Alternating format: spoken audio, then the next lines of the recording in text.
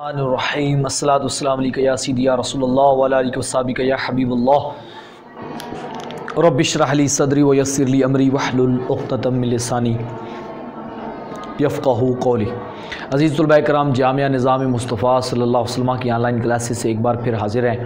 ہم نامیر پڑھے تھے اور نامیر کے اندر ہم نے کلمے کی 3 حالتوں کو پڑھا تھا کہ کلمے جو بھی عربی کا کلمہ ہے، چاہے وہ اسم ہے، فعل ہے، حرف ہے، ہم اس کو 3 حالتوں میں دیکھ سکتے ہیں، اور فاعلی، مفعولی، اضافی، رفعی، نصبی، جری، یعنی ان کے کیسز ہیں۔ اب جو رفع مانگے رفعی میں ہے، نصب مانگے نصبی میں ہے، جر مانگے جری میں ہے۔ رفع، نصب، جر اعراب کو کہتے ہیں۔ یہ ہم نے ساری تفصیل پڑھی تھی۔ آج ہم اس سے آگے 2 چیزیں پڑھنے جا رہے ہیں، معرب اور مبنی۔ معرب اور مبنی جو ہم پڑھیں گے، معرب اور مبنی۔ اب اس کے اندر آپ نے جو غور کرنا ہے وہ یہ چیز ہے جو پچھلے سبق کے اندر آپ نے سمجھی ہے، عامل، معمول، اعراب۔ ہم نے کہا تھا عامل وہ ہوتا ہے جس کی وجہ سے کلمے کا آخر میں جو ہے اعراب کے اندر تبدیلی ہوتی ہے، کلمے کا آخر بدلتا ہے، وہ عامل ہوتا ہے۔ اور جس کا بدلتا ہے، یعنی عامل جس کا اعراب بدلتا ہے، اس کو معمول کہتے ہیں۔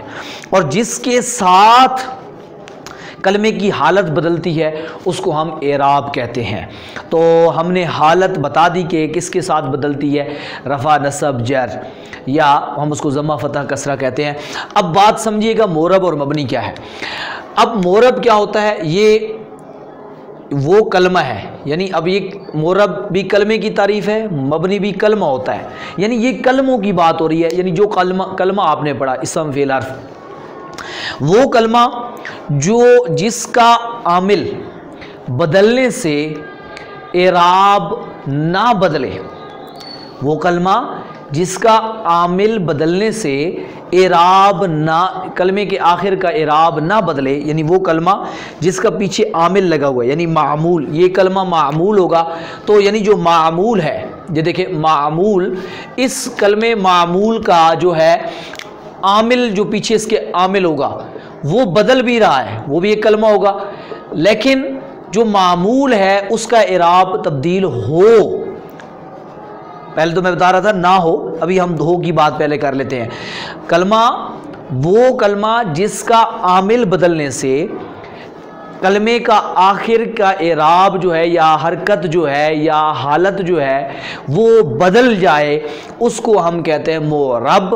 اور وہ کلمہ جس کا عامل بدلنے سے اس کلمے کے آخر کا اعراب نہ بدلے، اس کو ہم کہتے ہیں مبنی۔ اس کو ایک اور طریقے سے سمجھیے۔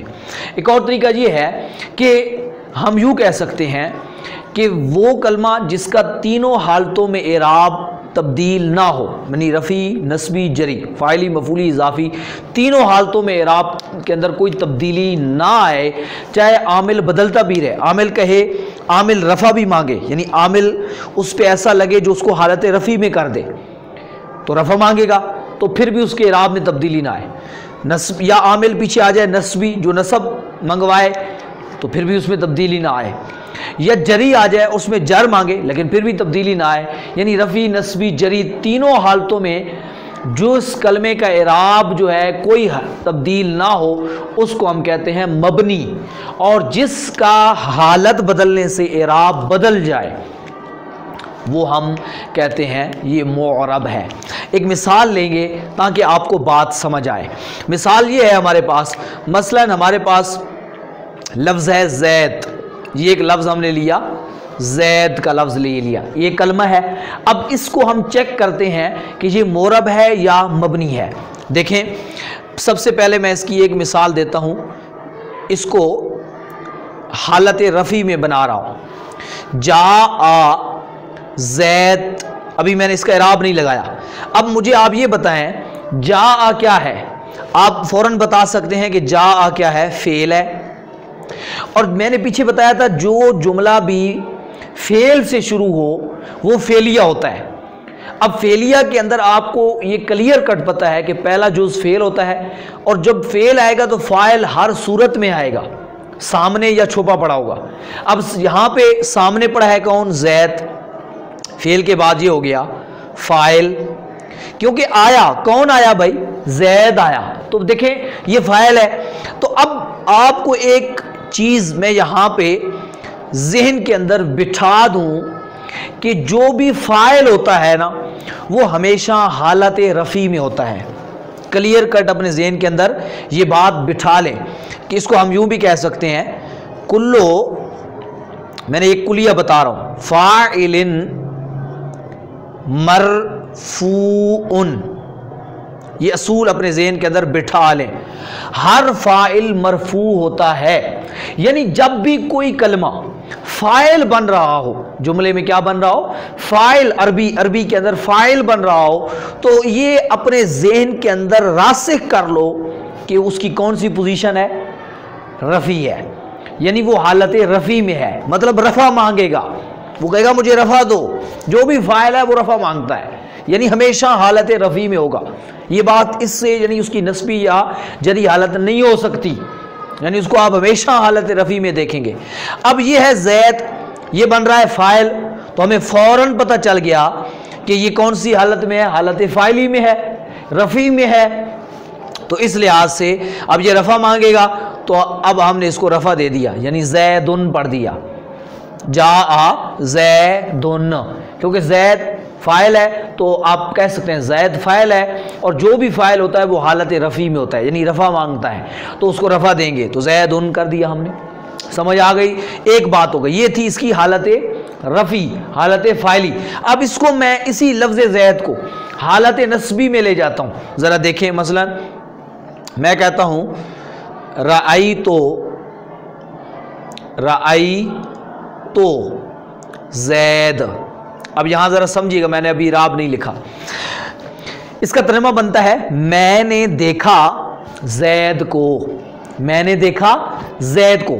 ہاں بھائی، کیا کیا؟ کام کیا ہے؟ دیکھنا، تو اس کی عربی یہاں پہ ہے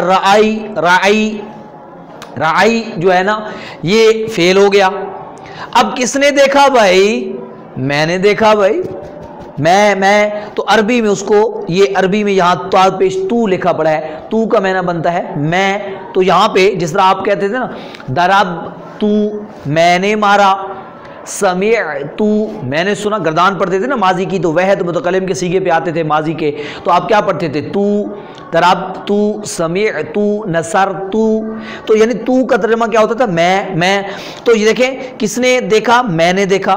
اب دیکھنے والا کون ہے؟ میں ہوں، تو یہاں پہ تو کیا بن رہا ہے؟ فاعل، تو کیا بن رہا ہے؟ فاعل۔ اب یہاں تیسری پوزیشن ہے کس کو دیکھا، کس کو دیکھا، تو کس کو کے جواب میں کون آ رہا ہے؟ زید، تو زید کیا بن رہا ہے؟ مفعول، کیا بن رہا ہے؟ مفعول۔ اب ایک اور اصول اپنے ذہن میں بٹھائیں، قانون میں آپ کو بتاتا ہوں، وہ قانون یہ ہے کہ کلو مفعول منصوب، کیا مطلب؟ جو بھی مفعول ہوگا نا ہمیشہ وہ حالت نسبی میں ہوگا، یعنی کون سی پوزیشن میں ہوگا؟ جو مفعول ہوگا وہ حالت مفعولی یعنی حالت نسبی میں ہوگا، یعنی وہ نسب مانگے گا۔ جب مفعول بن جائے تو فوراً آنکھیں بند کر کے یہ سمجھ لو کہ یہ کیا مانگ رہا ہے؟ آپ سے نسب مانگ رہا ہے۔ مفعول جو بھی بنے تو آپ ذہن میں بٹھا لو کہ جو مفعول بنتا ہے وہ کیا مانگتا ہے؟ نسب مانگتا ہے، یعنی وہ حالت پوزیشن اس کی کون سی ہوگی؟ تین پوزیشنوں میں سے نسبی ہوگی، نسب مانگے گا۔ تو اب زید یہاں پہ دیکھیں مفعول بن رہا تھا، تو یہاں زید مفعول بن رہا ہے تو مفعول حالت نسبی میں ہوتا ہے، تو نسب مانگتا ہے، تو نسب جب زید نے نسب مانگی تو ہم نے اس کے اوپر نسب دے دی، یعنی رأیت زیدن کر دیا، رأیت زیدن۔ یہاں دیکھیں زیدن تھا تو وہی زید یہاں پہ پیچھے زیدن بن گیا، کیونکہ اب دیکھیں حالت بدل گئی، یہاں حالت فاعلی تھی، یہاں حالت مفعولی ہے، یعنی یہاں حالت رفعی تھی، یہاں نسبی ہے۔ اب اس کو ایک تیسری آخری حالت بھی دیکھ لیتے ہیں اس کی، وہ ہے حالت جری۔ اب اس میں لے جاتا ہوں، مثلا میں ایک لفظ لکھتا ہوں مررتو، یہ لفظ ہے مررتو بے زیدن، بے زید، ابھی زید لکھ رہا ہوں، مررتو بے زید۔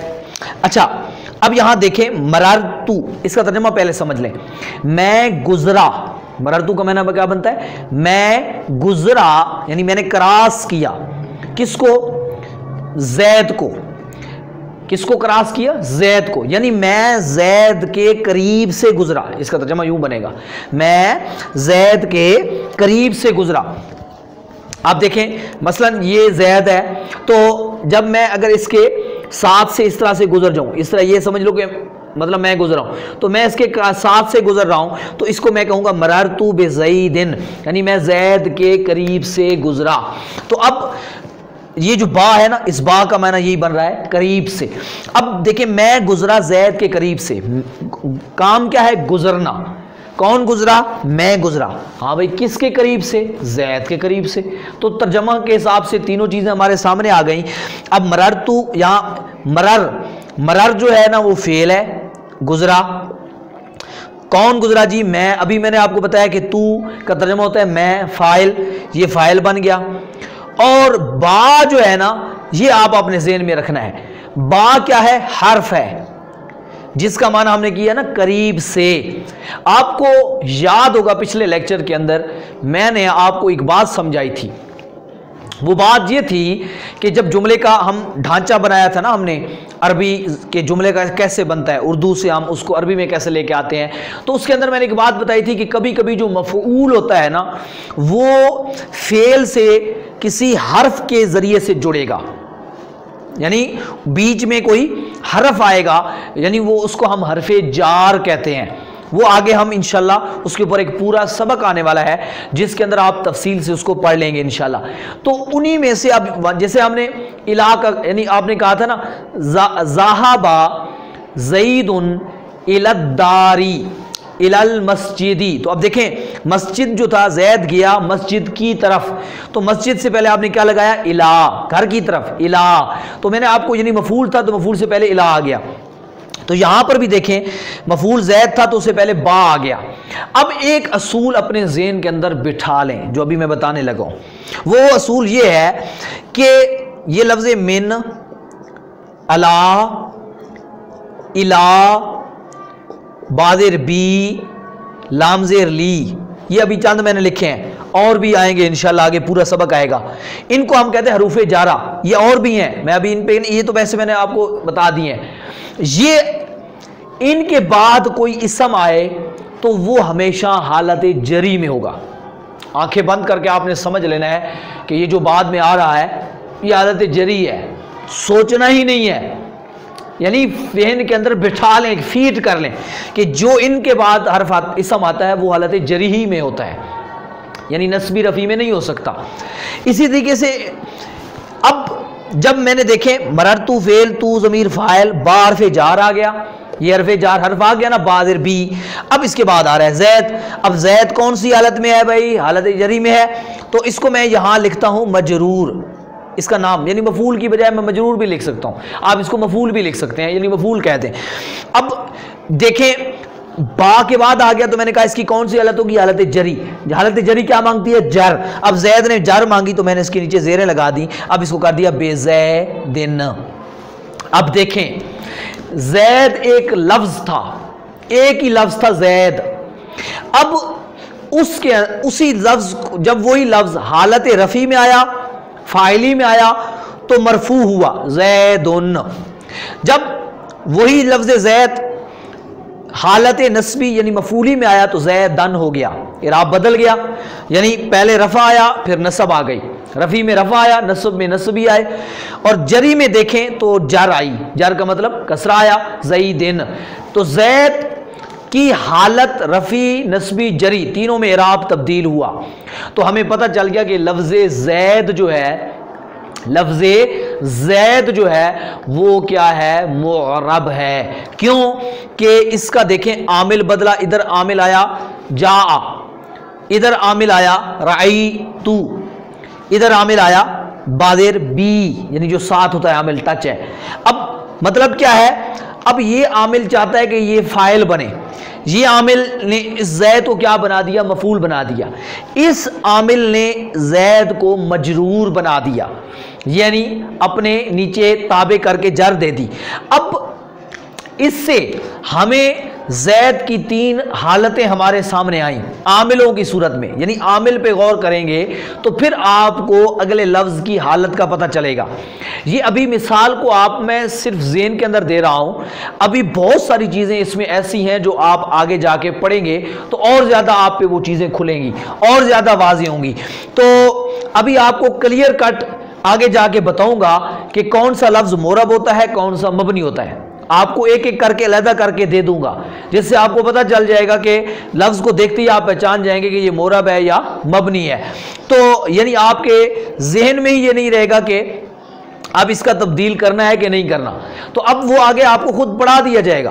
تو اب یہاں زید کیونکہ مجھے پتہ ہے مورب ہے، اب اس وجہ سے جب فاعلی میں آیا تو اس کو میں نے زیدن کہا، مفعولی میں آیا تو زیدن کہا، اور جری میں آیا تو زیدن کہا۔ لیکن اب اگر اسی جگہ پہ میں ایک لفظ رکھ دیتا ہوں ہاذا، کیا لفظ رکھ دیتا ہوں؟ یہ لفظ دیکھ لیں ہاذا، اس میں اشارہ آپ نے پڑھا تھا ہاذا، اگر میں اس کو رکھ دوں جا کے بعد ہاذا، یعنی زید کی جگہ میں رکھ دیتا ہوں ہاذا، اب دیکھیں یہاں بالکل سیم زید کی جگہ پہ آ رہا ہے، یعنی فاعل بن رہا ہے، جا ہاذا، یہ آیا، میں اشارہ کر رہا ہوں ایک بندے کی طرف اور کہتا ہوں جا ہاذا، یہ آیا، یہ آیا، اردو میں کہتا ہوں یہ آیا، اب سامنے اشارہ بھی ہوگا نا کیونکہ اس میں اشارہ ہے، عربی میں میں اس کو جا ہاذا ہی لکھوں گا، عربی میں اشارہ تھوڑی، عربی میں بولوں گا تو اشارہ کروں گا، جا ہاذا، یہ آیا۔ تو اب دیکھیں فاعل بن رہا ہے ہاذا، تو یہاں دیکھیں ہاذا فاعل بن رہا ہے، لیکن دیکھیں اس پہ رفع میں حالت رفع ہے، لیکن اعراب تبدیل ہوا، کیا مطلب؟ بھائی ہم نے اس کو ہاذن پڑھا نہیں پڑھا، بھائی ہم نے اس پہ کوئی اعراب تبدیل نہیں کیا، اس کو ہاذا ہی پڑھا ہے، ٹھیک ہے۔ اب اسی کو میں اگر ادھر رائتو کے بعد رکھ دیتا ہوں، رائتو ہاذا، رائتو ہاذا، تو اب دیکھیں میں نے اس کو دیکھا، اب اس یہ وہاں پہ مفعول بن رہا ہے، زید کی جگہ رکھ رہا ہوں، یہاں مفعول بن رہا ہے، پھر بھی ہاذا، اب یہ ہاذا کے اوپر یہ جو زبر آ رہی ہے وہ رائتو کی وجہ سے نہیں آ رہی ہے، وہ شروع سے ہاذا ہے۔ اب تیسری جگہ پہ دیکھیں مررتو بہاذا، ہاذا، میں گزرا اس کے قریب سے، اب زید کی جگہ ہاذا آ گیا، اب دیکھیں پھر بھی ہاذا آیا، تو دیکھیں تینوں صورتوں میں رفع نصبی جری میں ہاذا کا اعراب تبدیل نہیں ہوا، حالانکہ وہاں فاعل بنا، فاعل چاہتا ہے کہ رفع ہو، مفعول بنا، مفعول چاہتا ہے نصب ہو، مجرور بنا، مجرور چاہتا ہے جر ہو، لیکن نہ رفع میں نہ نصبی میں نہ جری میں، تینوں جگہ پہ ہاذا ہاذا ہی رہا۔ عامل بھی تبدیل ہوا، ٹھیک ہے، حالت یعنی عامل بدلے گا تو حالت بدلے گی، عامل بدلا حالت بدلی، حالت بدلی لیکن اعراب نہیں بدلا، ہاذا ہاذا ہی رہا، تو پتہ چل گیا کہ ہاذا مبنی ہے۔ یعنی یہ میں نے آپ کو سمجھانے کے لیے بتایا کہ دیکھیں عامل اگر مورب اور مبنی کا یہ چیز ذہن میں رکھنی ہے کہ مورب کا اعراب بدلے گا حالت سے اور مبنی کا اعراب حالت سے نہیں بدلے گا، یعنی تینوں کنڈیشنوں میں، تینوں حالتوں میں مبنی کا اعراب وہی رہے گا جو اس کا اپنا ذاتی ہے، اس کی تبدیلی نہیں ہوگی۔ تو یہ تھی مورب اور مبنی کی ہم نے تعریف بتائی۔ اب دیکھیں ایک چیز اور ذہن میں رکھ لیں جو میں نے آپ کو بتائی، یہاں پہ جا عامل ہے، یہاں رائتو عامل ہے، میں رائتو کو اکٹھا کیوں پڑھ رہا ہوں؟ کیونکہ یہ رائتو علیحدہ نہیں آتا، یعنی اس کا فعل فاعل ہمیشہ اکٹھے ہوتے ہیں، کیونکہ آپ کو پتہ ہے اس کے ساتھ ضمیر چمٹ جاتی ہے، جیسے آپ ضربتو پڑھتے ہیں۔ ادھر کیا ہے؟ بازر بی عامل ہے، یعنی جا عامل ہے، جا عامل ہے، اور ادھر کون عامل ہے؟ رائتو عامل ہے، اور ادھر کون ہے؟ بازر بی عامل ہے، مررتو کو نہیں کہنا، بازر بی عامل ہے، یعنی با عمل، اور ادھر معمول کون ہے؟ ادھر زید، سب جگہوں پہ معمول زید ہے، سب جگہوں پہ، یعنی عمل کس پہ ہو رہا ہے؟ زید پہ ہو رہا ہے۔ اعراب کون سا ہے؟ ادھر رفع ہے، 2 پیشیں، ادھر نصب ہے، 2 زبریں، ادھر جر ہے، 2 زیریں، یعنی رفع نصب جر، اس کا اعراب دیکھیں یہاں پہ حالتوں کے حساب سے۔ اب یہاں ایک اور چیز ہے محل اعراب، کیا ہوتا ہے؟ محل اعراب، یعنی اعراب کی جگہ۔ تو یاد رکھیں یہ زید کی جو دال ہے نا، یعنی جہاں پہ دال ہے محل اعراب، یعنی اعراب کی جگہ ہے، یعنی جہاں پہ عامل نے جو عمل کیا اس کا اثر کہاں پہ ظاہر ہوا۔ ہمیشہ یاد رکھیں نحو کے اندر کلمے کا اعراب جو ہوتا ہے وہ آخر میں ہوتا ہے، یعنی اس کے آخری حرف کو اوپر، جو اس کا آخری حرف ہوگا اس کے اوپر آپ اعراب ظاہر کریں گے۔ جیسے میں نے دن दन दिन। और एक और चीज़ आपने यहाँ नोट की होगी लिखने में कि जब मैंने हालत नस्बी लिखी तो आगे अलिफ भी लिख दिया। तो ये अरबी लिखने का एक तरीका है कि हालत नस्बी के आगे हम अलिफ लिख देते हैं। जिस तरह आपको याद होगा सर्फ की हमने जब गर्दानें पढ़ी तो जब हम गर्दान के अंदर मस्दर को लिखते थे तो उसे मंसूब कर देते थे, यानी अकरामा युक्रेमो इकरामन, दाराबा यदरेबो दर बन। तो मैं इसको लिखता था तो लिखने के वक्त आपको याद होगा इस तरह लिखता था दर बन, आगे अलिफ भी लिख देता था। दरबुन में अलिफ नहीं होता था, दरबन में होता था। इस तरह इकरामन, यानी जब आप उसकी हालत नस्बी करते थे तो उसके ऊपर उसके आगे अलिफ भी बढ़ा देते थे आखिर में। तो यानी एक स्टाइल है अरबी लिखने का कि अलिफ को लिख के उसके ऊपर दो ज़बरें लगा देते हैं नस्बी में। ये इसलिए मैंने ज़ैदन के आगे अलिफ लगा दिया है, बाकी कोई और चीज़ नहीं है, ताकि आपके ज़हन के अंदर इसके बारे में भी कोई ख्याल ना रहे। तो आज हमने जो चीज़ें पढ़ी हैं वो ये पढ़ी हैं कि हर जो मौरब और मबनी ये क्या होता है। फिर मैंने एक असूल चंद बताया कि जहाँ भी फ़ाइल हो ये आप अपने ज़हन के अंदर बिठा लें, महफूज कर लें। जो भी फ़ाइल बनेगा ना वो हालत रफ़ी में होगा, जो मफ़ूल बनेगा वो हालत नस्बी में होगा, और जो इन हरूफ के बाद आएगा वो हरूफ में हमेशा हालत जरी में होगा। और एक और चीज़ भी नोट कर लें, अपने ज़हन के अंदर बिठा लें, वो असूल भी मैं यहाँ आपको बताता जाऊँ। वो असूल ये है कि जो भी लफ्ज़ मुदाफ़ इलैह बनेगा, मुदाफ़ नहीं मुदाफ़ इलैह जो आप पीछे पढ़ चुके हैं, मुदाफ़ इलैह जो भी अरबी में लफ्ज़ बनेगा वो भी हमेशा हालत जरी में होगा।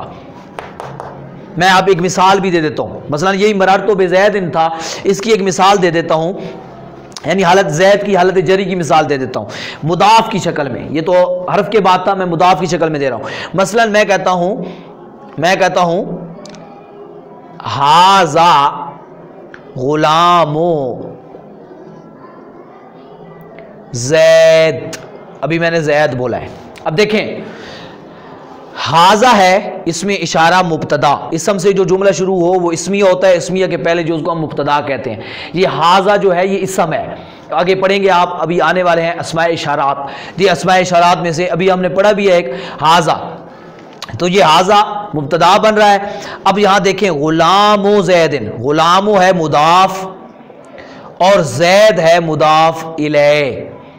अब यहाँ आप ये मुरक्कब इजाफी है तो ज़ैद क्या बन रहा है, यहाँ देखें मुदाफ़ इलैह बन रहा है। तो जो भी मैंने अभी बताया मुदाफ़ इलैह होगा उस पर हमेशा जर आएगी, हालत जरी में होगा। तो इसको कह लें हाज़ा गुलामो ज़ैदिन, हाज़ा गुलामो ज़ैदिन, यानी ज़ैद के नीचे जर आ गई क्योंकि ज़ैद मोरब है, मोरब हालत जरी में है तो जर मांग रहा है तो हमने इसको जर दे दी।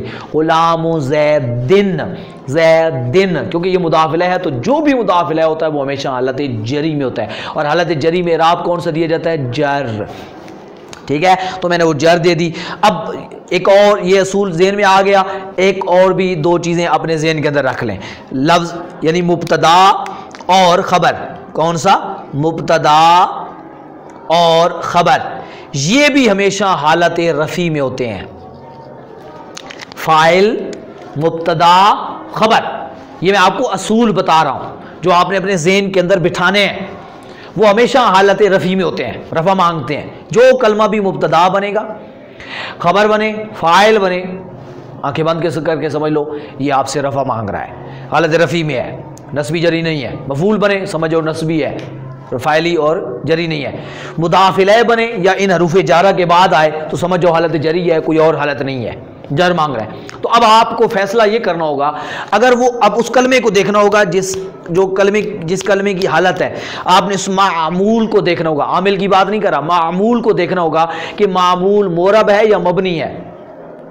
अगर मोरब है तो उसका इराब तब्दील करना है, अगर मबनी है तो उसका इराब तब्दील नहीं करना, जिस हालत में भी पढ़ा हो। अब आप कहेंगे हमें कैसे पता चलेगा कि ये कलमा मोरब है या मबनी है? भाई आपको परेशान होने की ज़रूरत है ही नहीं, इंशाअल्लाह अभी आपको सिर्फ मोरब और मबनी की पहचान कराई है, अभी तो आपको तारीफ़ बताई है, आगे जाके इंशाअल्लाह आपको एक एक अलहदा करके बता देते हैं कि मोरब कौन सा होगा और मबनी कौन सा होगा। आपको खुद ब खुद समझ आ जाएगी कि ये मोरब है या मबनी है। तो फिर जब आपको पता चल जाएगा कि ये मोरब है या मबनी है, तो फिर अगर वो हालत رفیع ہے تو اس کو رفع مورب ہے تو آپ دیکھیں گے اس کا اعراب بدلنا ہے، مبنی ہوگا تو آپ اس کا اعراب تبدیل نہیں کریں گے چاہے جس حالت میں بھی پڑا ہوگا۔ اب آپ کو مثلا پتہ چل گیا کہ ہاذا مبنی ہوتا ہے، یہ پتہ چل گیا اس میں اشارہ یہ مبنی ہوتا ہے، تو اب آپ کسی جگہ پہ بھی یہ لفظ آ جائے کون سی حالت میں بھی پڑھا ہو تو یہ ہمیشہ ہی ہاذا ہی ہوگا۔ آپ کو پتہ چل گیا کہ زید مورب ہوتا ہے، اب اس کو آپ کو پتہ ہے کہ جب فاعلی کنڈیشن میں ہوگا، فاعلی کنڈیشن کا کیا مطلب، رفع کنڈیشن میں ہوگا یعنی فاعل بنے گا یا مبتدا بنے گا یا خبر بنے گا تو آپ سمجھ جائیں گے کہ میں نے اس کو رفع دینا ہے کیونکہ یہ رفع حالت ہوتی ہے، اور مفعول بنے تو میں نے اس کو نصب دینی ہے، اور جر مطلب ہے کہ ان حروف جارہ کے بعد ہے یا مضاف الیہ بنے تو میں نے اس کو جر دینی ہے کیونکہ یہ مورب ہے، اور مورب کا اعراب حالت کے حساب سے ہوگا، رفع میں رفع، نصبی میں نصب، جری میں جر۔ مبنی کا کوئی اعراب تبدیل نہیں ہوگا، جیسی حالت بھی رہے مبنی کہتا ہے ہم خود زندہ باد، یعنی جو ہمارا اعراب ہے وہی ہے، عامل کا ہم کوئی اثر نہیں لیتے۔ یعنی کچھ لوگ ایسے ہوتے ہیں جن کو آپ ڈیٹھ کہہ سکتے ہیں، تو کلمات میں سے آپ جن کو کہہ سکتے ہیں ڈیٹھ پن ہوتا ہے، تو یہ کلمات کے اندر ان کے اندر ڈیٹھ پن ہے، کوئی بھی عامل آ جائے یہ کسی کا بھی اثر قبول نہیں کرتے، یہ کہتے ہیں ہم زندہ باد، ہم جیسے ہیں ویسے ہی رہیں گے، آپ جو اتنا بھی زور لگانا ہے لگا لو۔ یعنی جیسے میں نے پہلے مثال دی تھی نا کہ افسر آیا اس نے کہا ہاں بھائی یونیفارم تبدیل کرو، تو یہ جو مبنی ہوتے ہیں نا، افسر کوئی بھی آ جائے یہ کہیں گے بھائی ہم ہی افسر ہیں، ہم جو جیسے رہیں گے مرضی ہے، ہم جو لباس پہن کے آئیں، ہمارا جو لباس ہے وہی لباس ہے، ہم تبدیل نہیں کریں گے، تو یہ ہو گئے مبنی۔ اور مورب جو ہوتے ہیں وہ اثر قبول کرتے ہیں، ہم جیسے شریف لوگ کہیں گے کہ بھائی ٹھیک ہے افسر صاحب آپ نے یہ بات کہی ہے تو آج یہ، کل کوئی اور آ گیا اس نے کہا ہم کہیں گے یہ، تیسرا آئے گا تو ہم کہیں گے یہ، تو اس طریقے سے یہ مورب ہو گیا کلمات میں سے جو عامل کا اثر قبول کرتا ہے، اور مبنی جو ہے وہ عامل کا اثر قبول نہیں کرتا۔